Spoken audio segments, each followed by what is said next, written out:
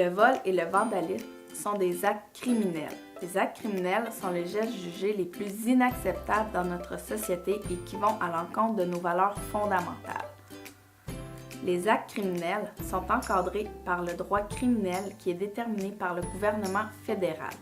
Les Autochtones et les non-autochtones sont soumis aux mêmes règles. Un geste considéré comme étant criminel pour un non-autochtone l'est aussi pour un autochtone, qu'il ait lieu dans la communauté ou en ville. La procédure judiciaire est également la même. Toutefois, au moment de déterminer la peine appropriée pour une personne autochtone reconnue coupable, le juge devra prendre en considération les critères établis dans le rapport Gladue. Le vandalisme, c'est le fait de briser, de détruire ou d'abîmer volontairement le bien de quelqu'un d'autre.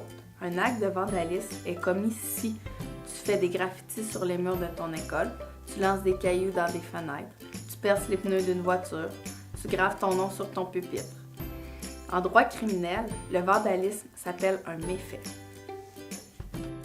Voler, c'est le fait de prendre quelque chose qui ne nous appartient pas sans en avoir le droit, c'est-à-dire sans en avoir eu l'autorisation. Il s'agit alors de priver le propriétaire de son bien, lui enlever ce qui lui appartient. Un vol est commis si tu pars avec le sac à dos d'un autre élève, au magasin tu glisses de la marchandise dans tes poches même si elle est de peu de valeur. Le vol à l'étalage, c'est du vol. Tu prends l'ordinateur laissé seul sur un bureau et le gardes dans ton casier. Tu empruntes le manteau d'une personne sans son accord. Un vol est commis même si tu ne te caches pas pour le faire. Tu prends l'objet avec l'intention de le remettre après avoir déplacé l'objet. Tu décides de le remettre en place ou pour toi il s'agit d'une blague. On entend parfois le terme vol qualifié, mais qu'entend-on par le mot qualifié?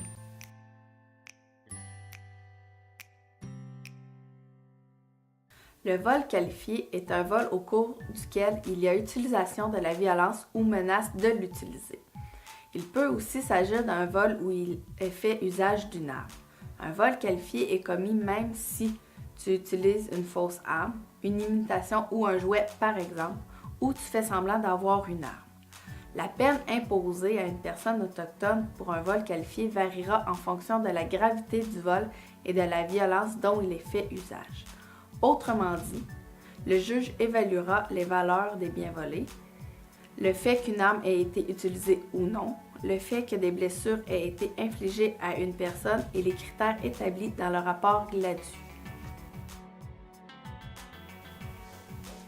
Un adolescent est criminellement responsable de ses gestes dès l'âge de 12 ans.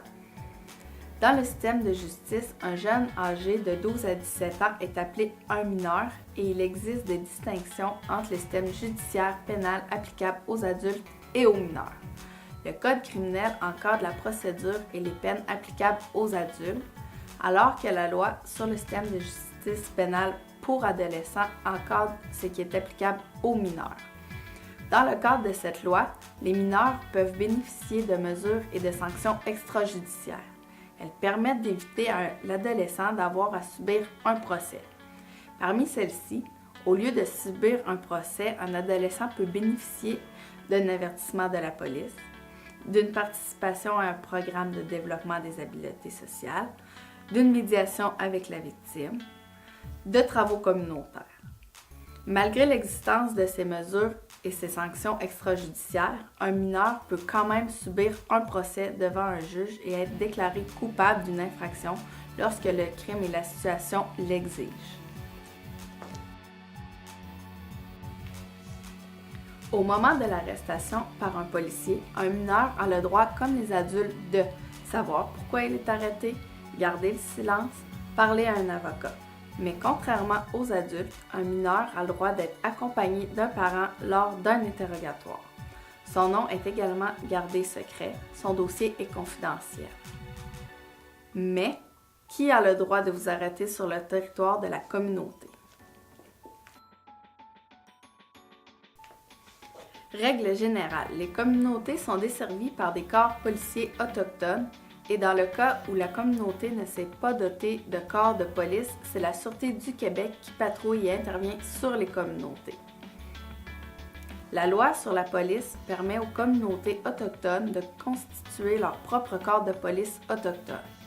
Ceux-ci sont chargés de maintenir la paix et l'ordre sur leur territoire. Cependant, même si la communauté a son propre corps de police, la Sûreté du Québec peut continuer d'intervenir sur le territoire de la communauté. En comparaison avec les policiers de la Sûreté du Québec, que peuvent faire les policiers autochtones?